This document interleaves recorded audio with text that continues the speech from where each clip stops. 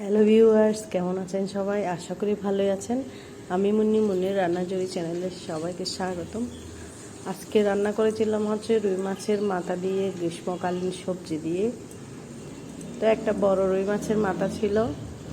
আমি কী করেছি, কিছু সবজি কেটে কুটে ধুয়ে ভালো করে ভেজে নিয়েছি। আমি সবজির মধ্যে নিয়েছি পটল, কাঁকরোল, আলু, বেগুন, আর নিয়েছিলাম বরবটি। সব কিছু কাঁচা গন্ধ যাওয়া পর্যন্ত ভেজে নিয়েছি। মাছের মাথাও পরিষ্কার করে ধুয়ে নিয়ে লাল লাল করে ভেজে নিয়েছি। তারপর দিয়েছি হচ্ছে পেঁয়াজ ভেজে নিয়ে মশলা অ্যাড করে দিয়েছি। মশলা অ্যাড করে দিয়ে মাছের মাথাটা ভেজে নেব। মশলার মধ্যে দিয়েছি তেজপাতা, এলাচ, দারচিনি, মরিচের গুঁড়া, হলুদের গুঁড়া, জিরা গুঁড়া, ধনিয়া গুঁড়া।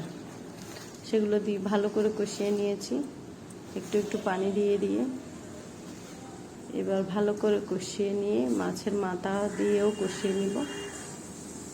তারপর দিয়েছি লবণ দিয়ে এবার সবজিগুলো দিয়েও ভালোভাবে কষিয়ে নেব। একটু ঢাকনা দিয়ে ভালো করে কষিয়ে নেব। এই পর্যায়ে সব কিছু কষা শেষ। এই পর্যায়ে দিয়ে দেব পানি। দেখুন, আমার কড়াইয়ের নিচে একটু করে লেগে গেছিলো, কারণ চুলার আঁচটা বড় ছিল। এবার মাছের মাথাটা একদম গুঁড়ি করে নেব। মাছের মাথা গুঁড়ো করে না নিলে মাছের মাথার যে টেস্ট সেগুলো বের হবে না। তারপর সব কিছু একসাথে মিশিয়ে নিয়ে পরিমাণ মতো পানি দিয়ে নেব, সবজি সিদ্ধ হওয়ার মতো। এখন সব কিছুই নতুন সবজি, সব কিছু ভালোভাবে ভাজা ছিল, তার জন্য আমি পানি দিয়েছি একদম কম করে। দেখুন কতটা লোভনীয় হয়েছে দেখতে। আমার রান্না প্রায় শেষ। এবার ধনিয়া পাতা দিয়ে নামিয়ে নিলেই রেডি হয়ে যাবে মাছের মাথার মুড়িঘণ্ট।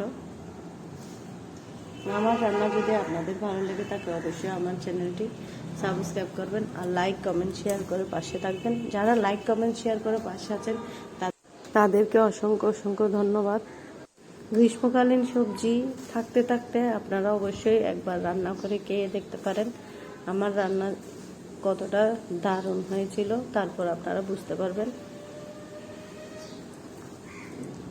এক তরকারি দিয়েই একদম ভাত খেয়ে নিতে পারবেন, অন্য কোনো তরকারিও লাগবে না, এমন টেস্টি একটা। পরবর্তী ভিডিও আসা পর্যন্ত ভালো থাকুন, সুস্থ থাকুন, আর আমার চ্যানেলের সাথেই থাকুন। আজকের মতো টাটা।